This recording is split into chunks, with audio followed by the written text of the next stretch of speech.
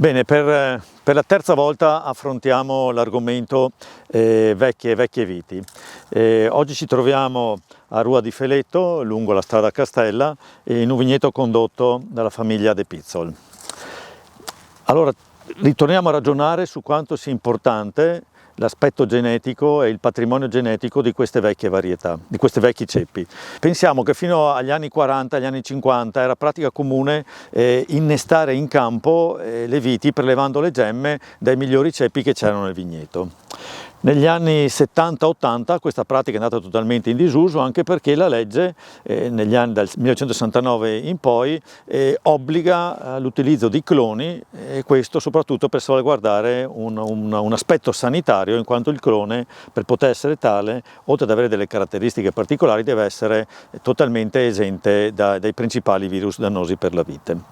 Allora ecco che negli anni 80, negli anni 90 e anche negli anni 2000 noi abbiamo utilizzato dei cloni che avevano questi vantaggi, ma soprattutto anche il vantaggio di essere stati selezionati avendo particolare cura per alcuni caratteri, vedi l'aspetto produttivo, vedi l'aspetto qualitativo, oltre all'aspetto sanitario che ho già ricordato. Bene, oggi ci troviamo ad avere ulteriori necessità, quindi non è più soltanto un aspetto quantitativo-qualitativo che ci interessa, ma dobbiamo per forza individuare delle nuove selezioni clonali che possono anche soddisfare ad una maggiore attenzione per quello che è il cambiamento climatico, ma anche gli aspetti sanitari, quindi il tutto va sotto il termine della sostenibilità. Oggi quindi ci troviamo qui davanti a questo ceppo che ha oltre 100 anni, quindi immaginatevi un patrimonio genetico che praticamente è quasi scomparso, perché è l'unico ceppo rimasto in un vigneto di quasi 1 ettaro. La caratteristica di questo ceppo è che, a detto appunto del chi lo conduce, della famiglia De Pizzol, quest'anno ha manifestato una tolleranza quasi totale nei confronti del ragnetto. Ecco quindi che se le nuove necessità riguardano una maggior sostenibilità e quindi la necessità di ridurre i trattamenti, di ridurre l'impatto degli agrofarmaci sulla condizione del vigneto, questo può essere un ottimo esempio per dire: partiamo da questo ceppo, sfruttiamo questa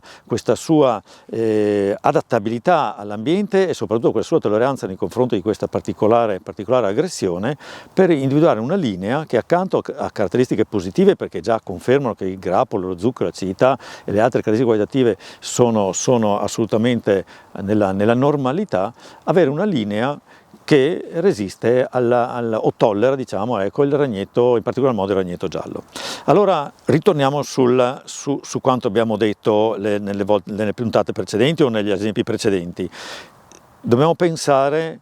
all'epigenetica. Dobbiamo pensare a questa capacità che la vite, nel mondo, in senso generale, tutto il mondo vegetale, ha di adattarsi all'ambiente e alle condizioni di cultura in cui si trova. Questo bellissimo termine inglese che dice embodiment, vuol dire incarnarsi con l'ambiente, e in questo caso noi abbiamo una vite che nel corso di questa lunghissima vita, perché abbiamo detto che ha più di 100 anni, ha selezionato questa sua capacità, e quindi la fortuna di aver trovato un viticoltore attento, scrupoloso, che ce l'ha segnalato, e da qui possiamo partire per avere una linea adesso clonale partendo da un ceppo che ha mostrato questa resistenza. Questo probabilmente è il futuro della viticoltura, almeno della viticoltura del nostro Conegliano Valdobbiadene, dove vogliamo cercare di recuperare questa grande variabilità genetica che oggi si presta ad essere ancora maggiormente valorizzata, viste le nuove necessità che il mondo viticolo ha. Per cui a tutti i viticoltori un appello: non togliete i vecchi ceppi se non prima di averli osservati con cura per almeno 2 o 3 anni ed esservi resi conto se hanno qualcosa di diverso rispetto al resto della popolazione del vigneto, segnalarlo al consorzio, segnalarlo al CREA, segnalarlo all'università, di modo che da qui si possa recuperare in modo semplicissimo, basta prelevare le gemme e portarle da un vivaista e recuperare quindi un qualcosa che altrimenti va perso per sempre. Quindi